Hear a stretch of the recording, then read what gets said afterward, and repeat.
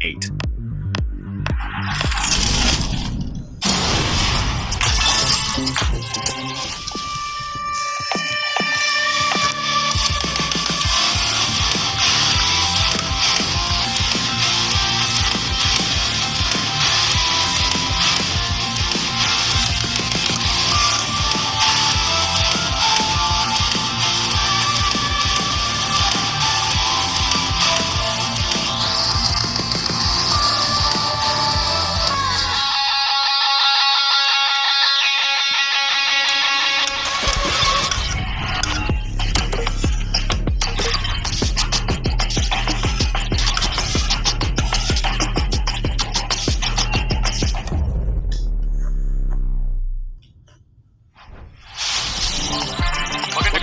Sumusubaybay sa FPL Campaign Season 18. Narito na po tayo sa ating pinaka-huling serye ng ating Superman Saturday. Kung kanina kasama si Athena at Midnight para atin sa inyo ang aksyon. This will be a battle between Team Falcons and TNC. Explosive debut na naman ang aking in-expect, lalo na't may mga balikbayan ulit tayo makikita para sa matchup na to. Yeah, ako excited ako lagi nga makakita ng mga debut performance kasi hindi natin alam eh, baka mamaya may mga pasabog na ipapakita yung mga teams natin or baka makakita tayo ng yung unusual results.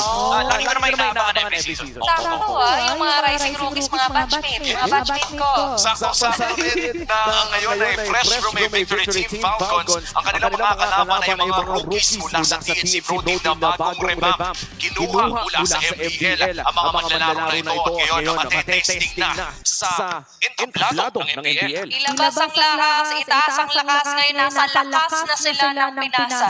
We're expecting something na pwede lang iba i-deliver together with TNC. Meron naman na silang rich history with each other. Kita mo kung pumungi pa mas nano ng MPL.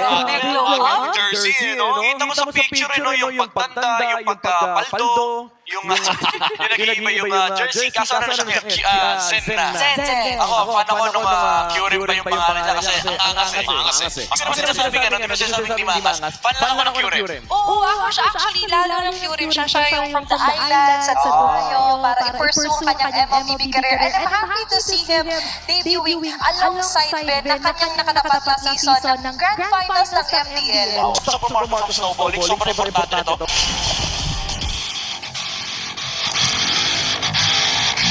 Rush off from takedown by Titan last night. They aim to take the skies once more. Soar high and Team Falcons! Eyes on the front!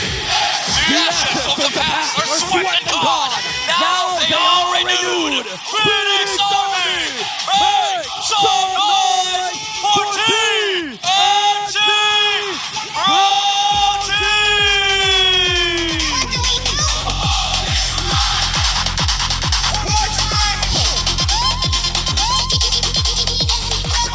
Returning to the top game, let us welcome our Marshal, Chico.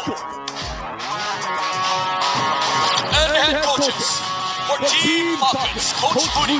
For TNC Pro Team, Coach Itumas. Whose wings will spread? Who will take flight? Ito na ang huling laban sa inyong Superman Saturday! Ang ating grand finale magsisimula na with Team Falcons. Entering this matchup against TNC Pro Team, we welcome na natin ang Green Falcons. If consistency at stability ang ating pag-uusapan, Team Falcons is one of the few teams talaga na magka-come into mind. Moving forward dun sa kanilang naging win yesterday, a clutch move from Haji was the big play that we were all expecting. The KDA machine is back and they're now back with vengeance. And for TNC Pro Team, renew the revamp. Rebuilding nga ba? O papasok na ba ng playoffs to? Makikita natin yan sa paparating na laban. Dito natin malalaman kung worth it ba yung investment. Kung nakita ba nila talaga yung naging development.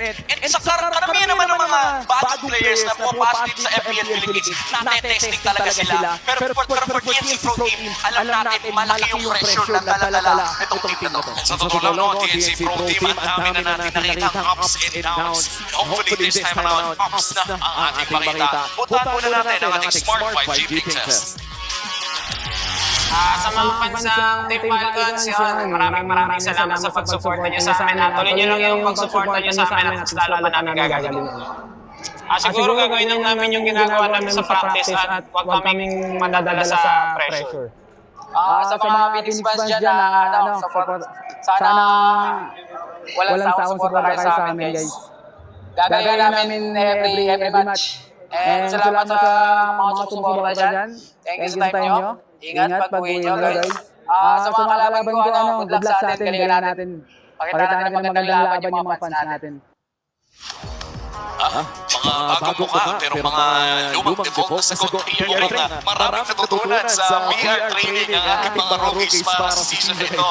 Yung ating Smart 5G Big Test. Nag-aantay ako ng tricks kasi biglang na opening na ganyan. May cloud na, wala pang tricks. Medyo parang di nag-usap yung marketing na may pasakot tapos PR trick yung players Pero okay lang yan, malinis na agad Pero kasi focus lang men. Focus lang muna sa laro dito ang TNC Pro Team. Tulad nga ng sinabi ni Sen kanina, bibigyan lang namin ng magandang laban. Magandang laban din yung hinahanap nito ng Team Falcons kasi kahapon, nakitaan na sila, nabutasan sila ng liquid. Pero ito yung kailangan putasan ng TNC, yung MVP performance ni Super Pro Este, si Super Marco. Grabe naman kasi pinakita ni Super Marco nung isang araw. Kung tutuusin, itong performance ni Super Marco, magkabaliktad pa yung gusto gawin ng dalawang hero na yun.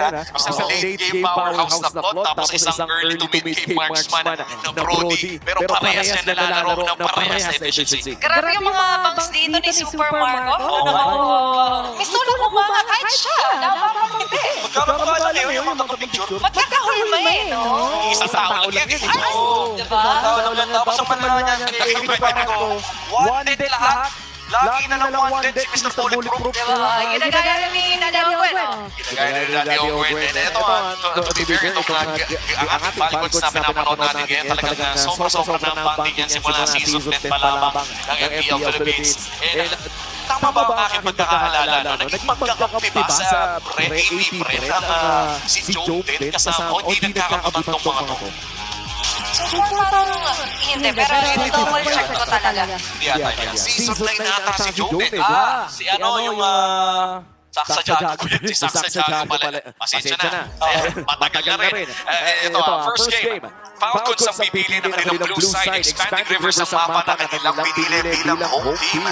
Which means na sila makuha ng mga priority pick na kanina lamang ay pangulan ng paulan ng mga bakas.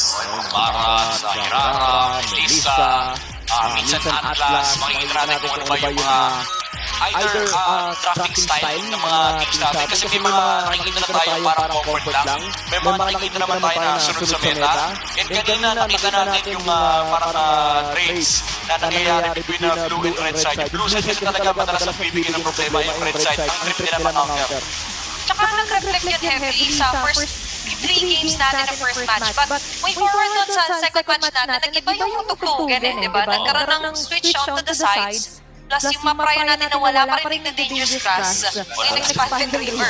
Wala pong bumibili ng Dangerous Grass sa lahat ng mga games na naranasan na natin Season 18. And looking at the match po, si Coach Moody mismo magtatanggal ng Melissa and Atlas. Standard ng atin, bilis. Blue side Baratspan. Nako. Parang mag-agatang nag-spike ang BB natin. Kasi ang in-open dito ng Falcons, dalawang hero yung Hirara at Fanny. Kailangan pumili ng TNC. Kaso ang problema, kahit mag-ban sila ng isa, actually mas pwede ka na huwag na mag-ban kasi may pakita pa na pwede makuha dito yung Team Falcons. So I think both sides are eyeing for Pakito. Hopefully they get Beleric or Rafael out on either side. Kung mga nangangarap sila makuha nila yun.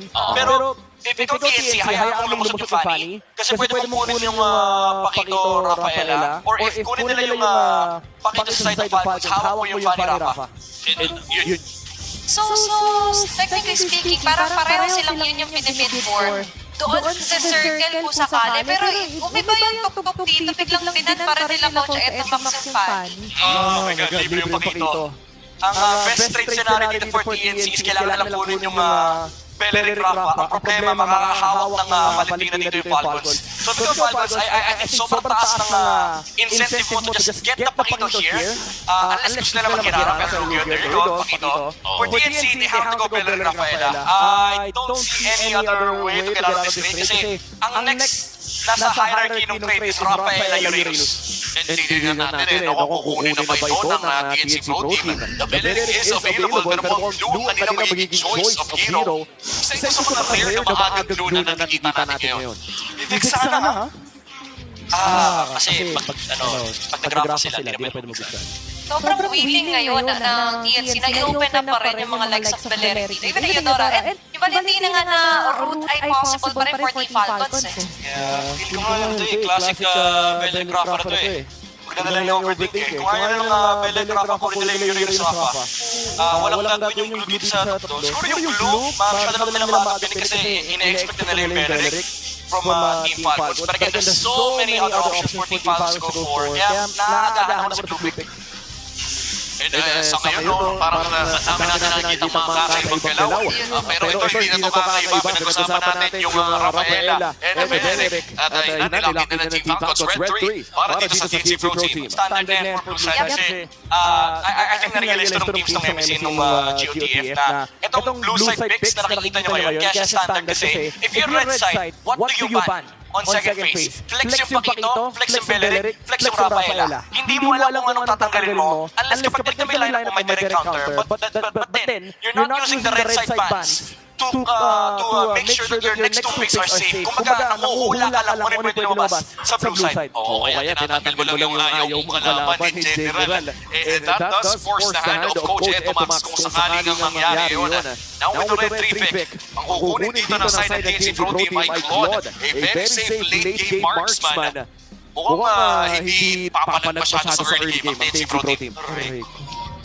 Ito yung tricky part eh. Kaya ito yung expect sana natin na kunin ng TNC to prevent nga the triple flex of Team Falcons. Although safer route yung Claude, but I do feel like masyado siyang magdadive at willing yung Team Falcons na antayin lang yun doon mamaya si Big J.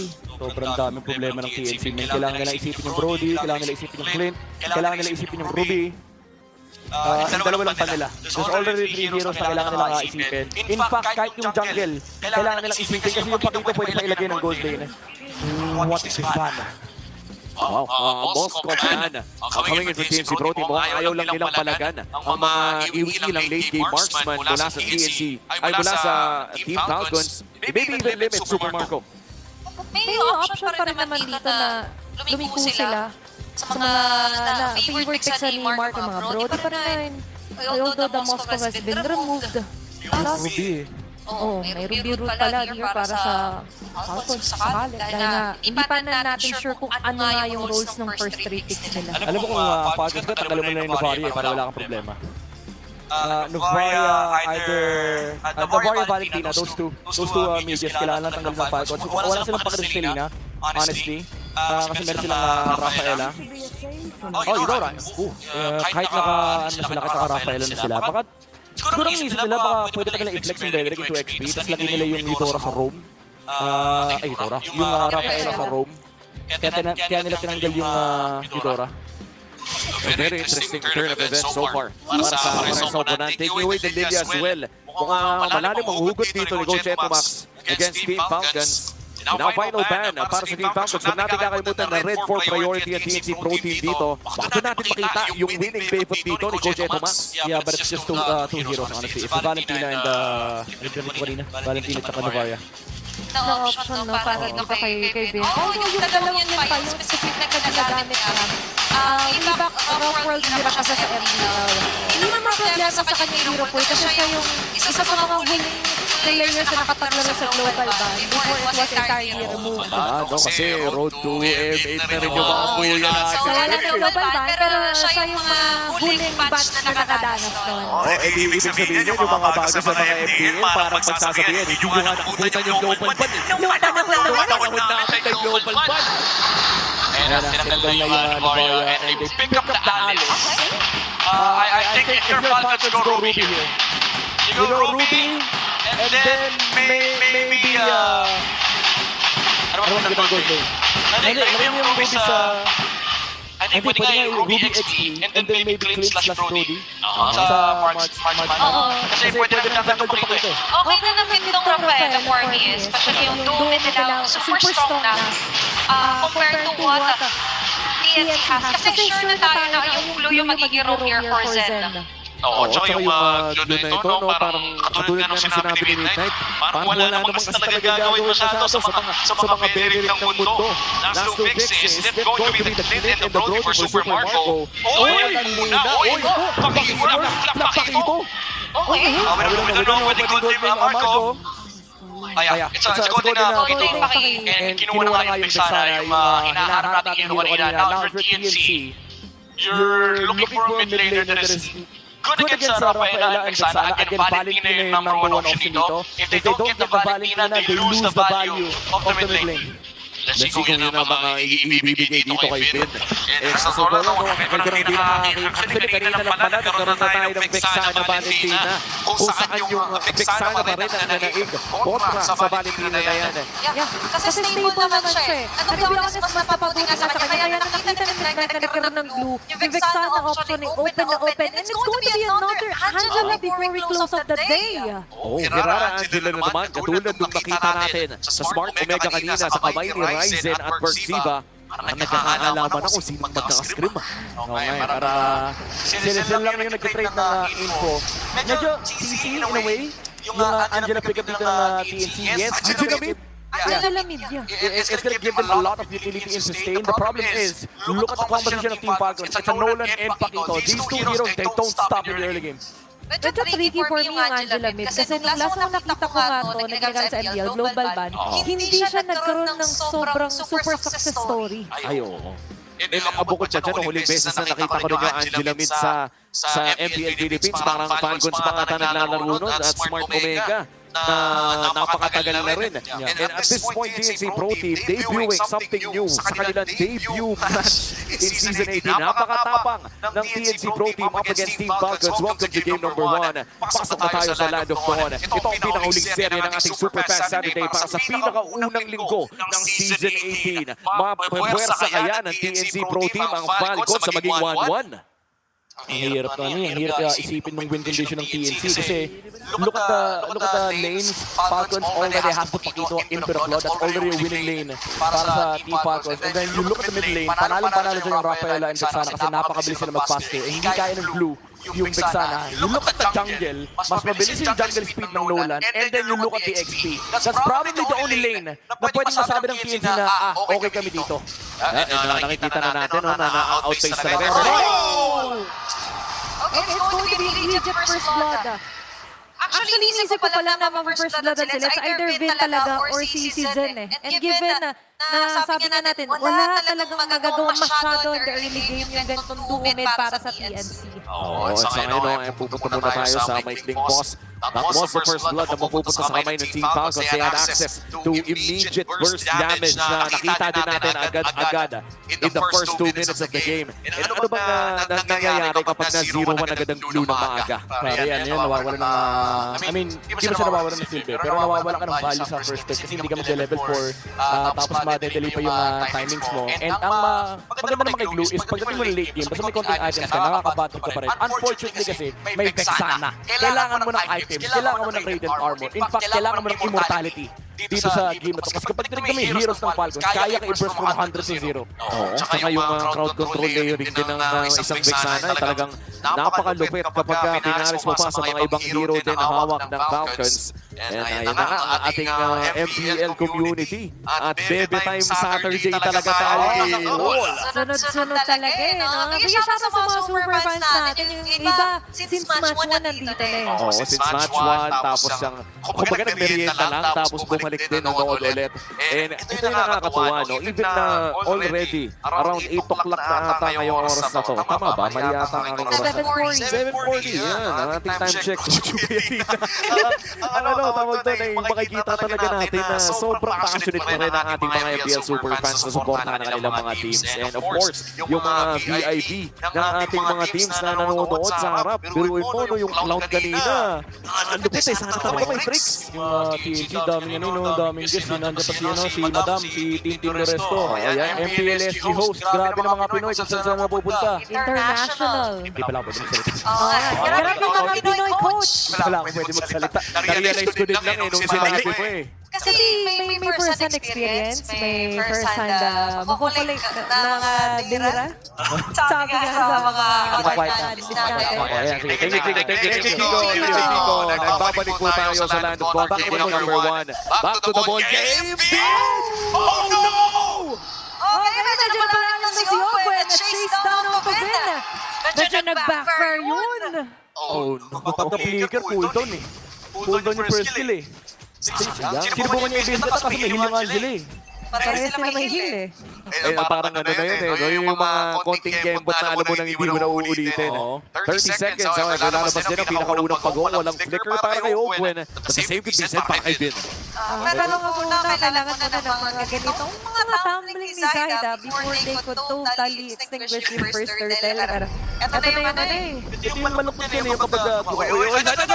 Sabi lang, kailangan mag-extinguish siya. Sakto yung na-pick up niya doon is going to be Owen. May kababa yung mga death timers, but still, it's an additional number para kay Zaida. Level 4 na rin dito si Ryota. Magandang pwesto. Papasok na rin kay Haji. Okay, wala tatamaan. Nakakaiwas. Although the flicker. Nakapalit. Supermark sa likod. Nagtanong ng mga mga suntok rather. Nasusundan pa rin Ryota. Babalik si Supermarco. Pero mukhang hindi na mag-exit ito ang kamay sa TNC.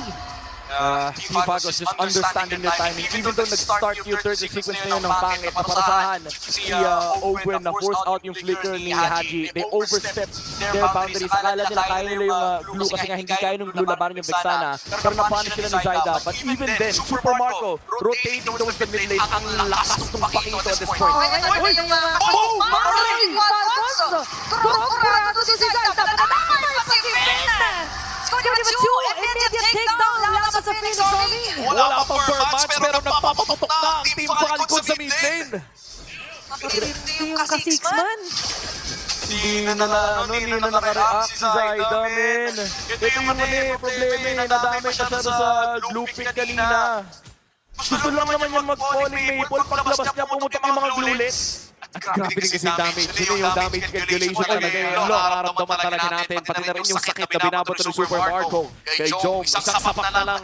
Literally. Pero si Zenay nandiyan naman. Ang mayor pa dito, pinili din nila yan eh. Kita na nila yung Claude. Ay, yung Pakito, nag-Claude pa sila. Ang aga din ng glue. So ngayon, nakatamasa ng TNC.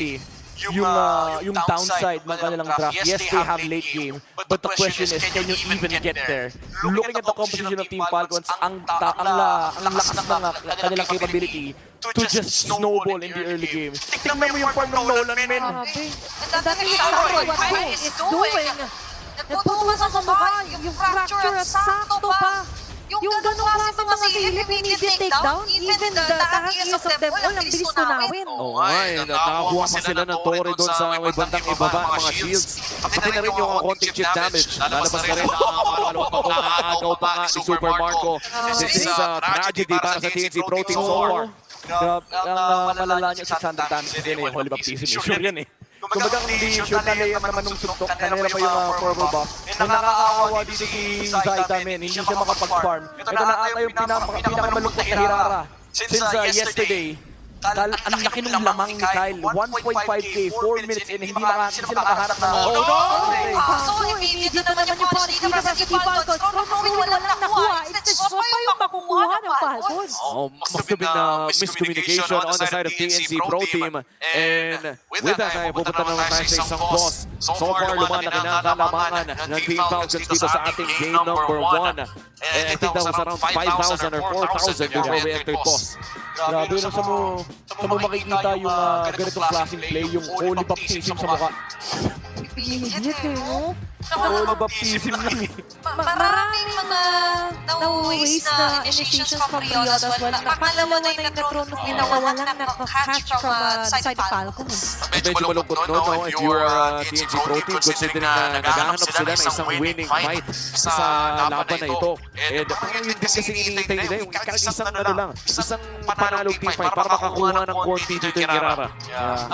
Ang nahihirapan kasi ako dito, for me, never kong na-appreciate yung Alice in this current patch. Sa mundo ng mga high mobility heroes, na nandyan yung Nolan, nandyan yung Herrera, nandyan yung Paquito, nandyan yung Rafaela, paano mo patatamaan yung Throne of Ruin? Ang hirap. Ang dali pa siyang iwasan yun eh. Sa mundo na walang nag-purify. Nag-purify yung mga tao pag may Atlas eh.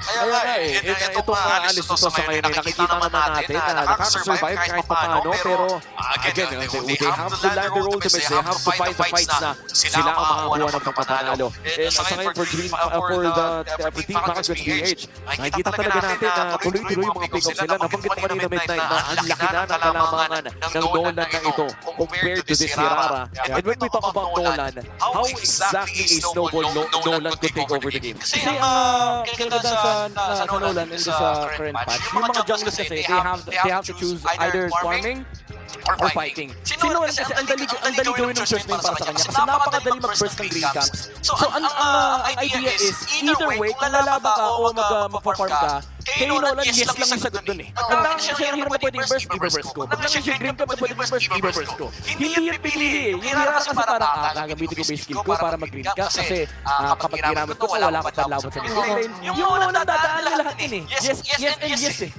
Best of both worlds kasi so far ngayon. Sa meta yung Nolan talaga. Kaya nag-fit din yun nung showcase kanina ni Sensui. Although mas kilala natin siya as utility specialist. Pero nung gumagamit siya ng Nolan, halos same pa rin yung concept. Makakasecure tayo mga objectives. Makakasecure tayo mga ganong clips from our super fans. Diba? At nakikita natin talaga yung steady approach dito for Team Falcons. Kumbaga yung nature ng hero na talaga nakaka-okay ng Falcons, lalo kay Nolan, no, is kapag wala nangyayari, mas mabilis ka mag-farm. Kapag may nangyayari, meron kang burst damage. Either way, dadaanan ni Nolan lahat na dapat daanan ng isang team. And ganyan yung nature ng matchup ng Hirara at Nolan. For Hirara to win, medyo Nolan favorite to eh, parang 70-30. Hindi naman, 65-35. Pero yung Hirara kasi, either lalaba ka, or magpa-farm ka. But the problem is, whatever you choose, Nolan does it better. Gala kasi si Nolan eh. I think Gala. ang isang kalamangan ng talaga ng isang Hirara compared to Nolan is the availability of the high frames coming. Sobrang dami. Kung usapang mechanics, mas ma-outplay si Hirara. Pero kung lalaro mo lang ng simple yung game, mas maganda yung mag-Nolan ka na lang. Which is what's happening for Team Falcons. Direct lang yung approach nila. Walang masyadong flashy movement sa mapa. Honest eh, no? Yeah. Nagkakaroon ng face-off ang ating mga community members sa FPL Philippines. And this is already an 8 o'clock evening. And wow, signed na! Wow. Zenbone case. Secured. Secured na rin talaga. Sa ngayon, may mga tickets po pong available para sa ating Sunday matches. I think that's TNC versus Aurora bukas. So kung hindi pa po kayo nakaka-secure ng tickets nyo, just head on over to the MPLPH website to secure the tickets to experience the action live at Victoria Sports Tower. At sumama na rin kayo sa mga enjoy moments natin ngayon. Yung mga nagpo-bosak, mga emotes muna kayo. Gusto ko lang pong batiin yung mga tao din sa venue. Ayan si Madam Ang Ote. ganda. Yung Marcel namin ng MPS, si Boss Richard Esguera, at ang nag-iisang madam ng MPL Philippines. Madam Chow. Madam Chow. Grabe. Pero gusto ko rin batiin si Omi. Nag-spill siya na walang script. Ay, hindi. Yun naman talaga. Para lang sa mga nanonood sa bahay at sa venue. Meron po kasi kaming monitor sa harap namin. At doon namin binabasa yung spill. Yung spill na binanggit ni Omi, wala pa naka-display sa monitor. Thank you. Siya nga ang liquid cooling beast. Oy, liquid cooling beast. Ay, hindi ko na memorize yung last season yun eh. Diba? Pero at this point, men, si Midnight, masisisi natin yan sa karamihan ng mga Rafaela. Naglalaglag pa tayo dito. Nag-iinis na ba tayo? Tignan natin ang ating mga kalokohan. 1 minute pa naman at ilang 30 seconds. Yung Bebe Time Saturday natin ay mukhang nagpapatuloy. Pakbet! Palakpakan natin yan, guys.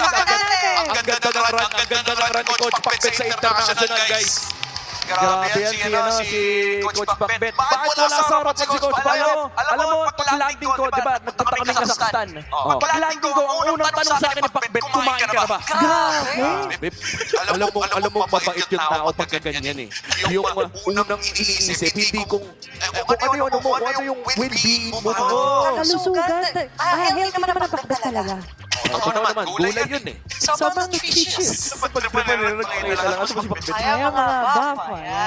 Ayan na. Nasa mga ko, sa likod ng TNC. TNC ba? Oo, yun. Nasa side ba tayo? Nasa... Nakita ko yung ulo ni Pakbet. Solid talaga. Pag-miming ka sa likod mo, Pakbet nandito sa silid. Imagine mo, no, kahapon nandito si Carlos Yulo. Ngayon nandito si Coach Pakbet. Everyday meron tayong ano eh. Malupit na guest. Iba't ibang generasyon ng MPL.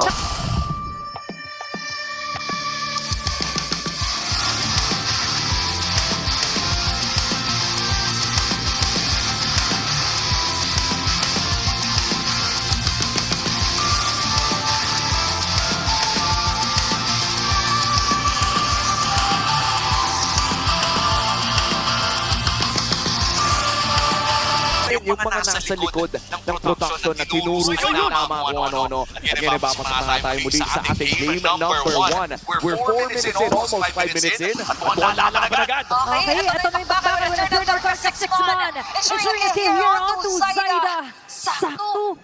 Nakita natin yung struggle talaga kanina pa ni Zyda. And as we move forward again, ganun pa rin yung same na problema. Grabe yung layering, hindi na nakagalaw after nung taunt. Ang kasunod is yung Eternal Guard. Mula rito sa Nagsarayan, nagalit na super mga koy, nahabol yung glue. Ikaw na lang ulit narinig yan. Here we go. Nagkalimutan. Hindi na nagkakastayan. Sorry. Nasaan yung mag-stream? Nag-live stream eh.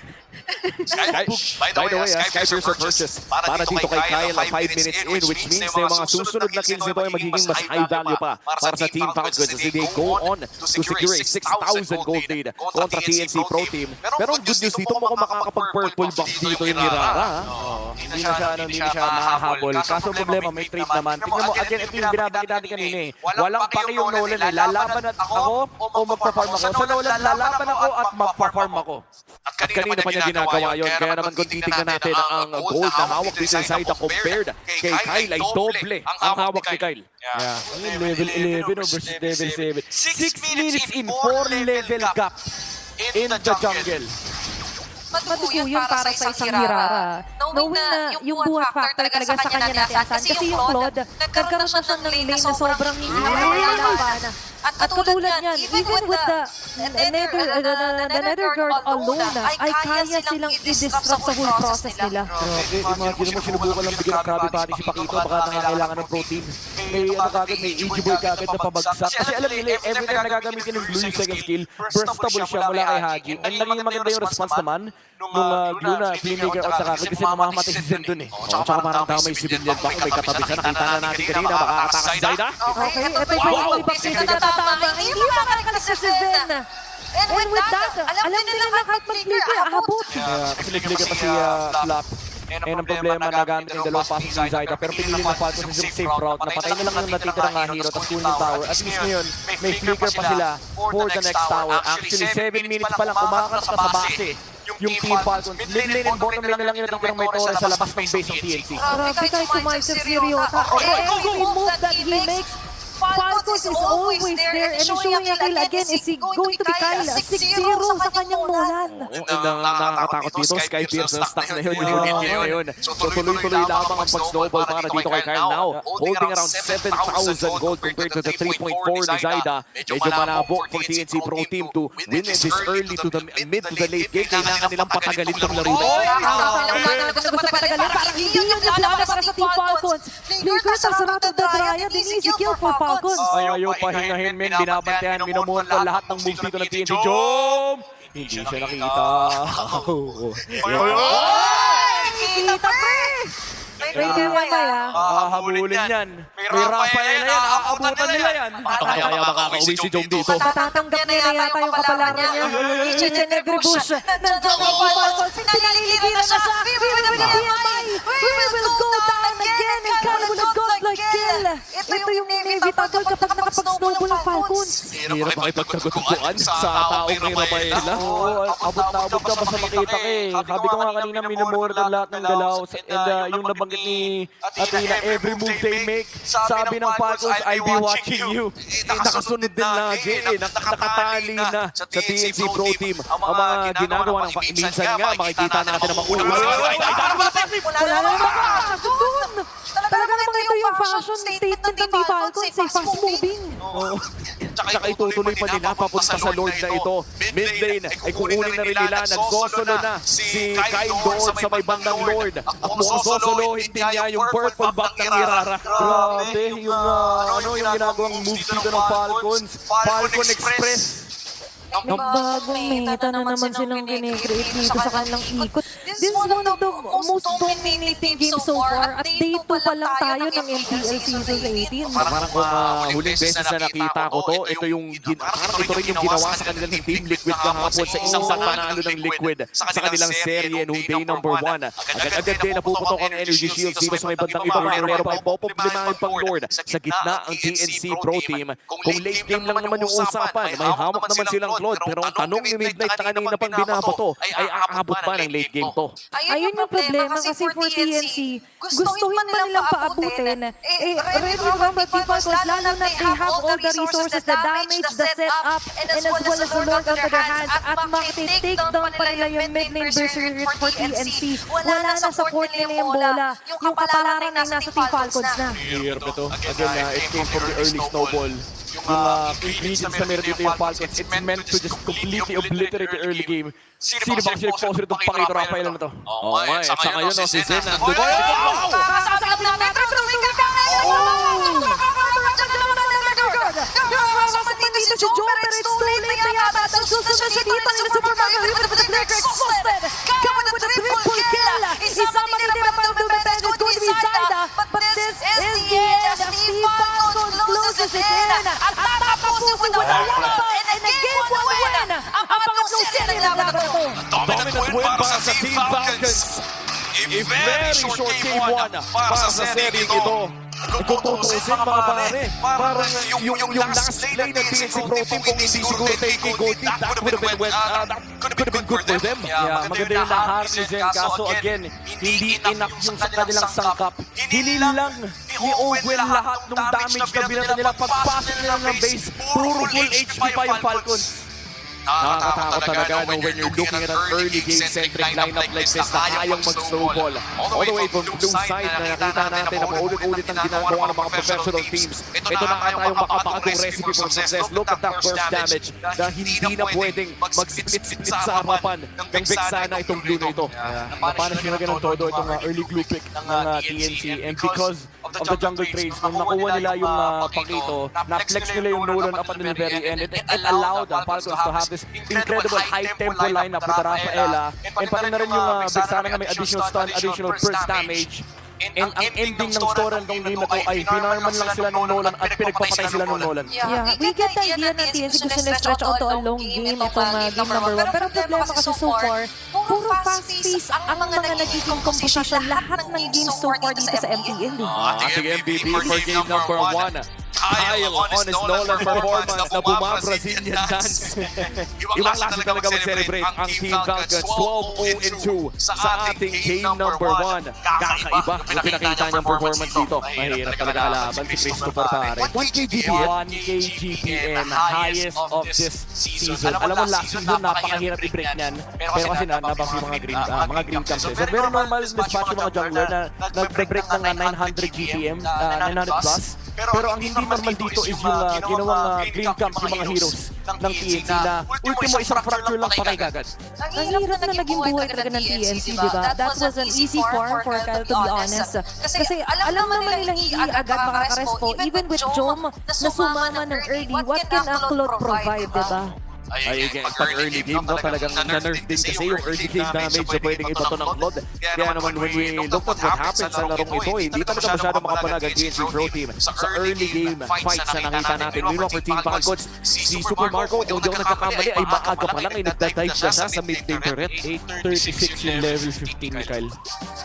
So, you know, is it a new record? That's probably a new record. Kasi Kasi earlier, 9:15, yung kay Carl. Pinakamataas na last time was 8:50, King Kong? Yes, during M6 with a Suyo or an Alpha na nakamatilda. Grabe no, record-breaking. And to be honest, for TNC, I feel like kailangan i-break yung naging pattern nila ng game number 1 sa draft. Kasi it's too showcasing. Masyadong revealed yung mga cards nila to be countered out easily by the blue side. That and also they lost the trade. Again, lumabas yung pakita for the side of Falcons. You need to steal either the Beleric, the Rampa, or at least get Nolan Uranus. Ang nangyari, binigay ng TNC lahat sa side ng Team Falcons at inapakan pa nila yung sarili nilang draft nung kinuha nila yung glue. Kasi ang dami pa ang dami pang pansagutin. Hindi mo pwedeng sabihin na kahit mag-6 yan, hindi na sila pwede mag-Rafaela. Kasi yung Rafaela na-flex eh. Oo, tsaka nakita din natin yung mga rumors natin ngayon, mukhang piyansahan na rin talagang gumamit ng Rafaela. Wala na atang high team yan sa MPL na hindi na-flex yung Rafaela sa mid-game at pati na rin yung Roma. Yes. Kumbaga ano lang, nagiging common na solution na kapag kailangan na ng mate, ginagawang rumor yung Rafaela, nilalagay sa XP yung Beleric. Pero ang naging story talaga yun ng game na to, 1,042 pala yung GPM ni Rich Kai at ang carry. The Visa carry of the game si Kyle, 40.6k damage dealt in a 10-minute game by the way with Nolan. Grabe ka na Christopher. Ito na yun yung snowball carry ni Kyle na ngayon ay nagbabalik with this napaka-interstellar na score ni ano dito, no? Ni Kyle. 12-02. Yeah, grabe rin a new chapter kasi nung after niya na-remove yung TG altogether. Nag-set siya ng new records on his own with Kyle alone. Kaya nga hindi pa kasama dyan yung naging magandang performance ng Team Falcons yesterday against Team Liquid Philippines. So right now, pwede na natin i-confirm na mukhang mainit pumasok ang Team Falcons sa season na ito. Despite having no roster changes, parang may bagong apoy na nagbaga sa loob nila. Kaya ito na ito ang pinakamataas na gold lead ever. If I'm not mistaken, 16k. Sa ngayon, no? Kasi ang naalala ko ng S14 ng 2 kay Onyx 14.9.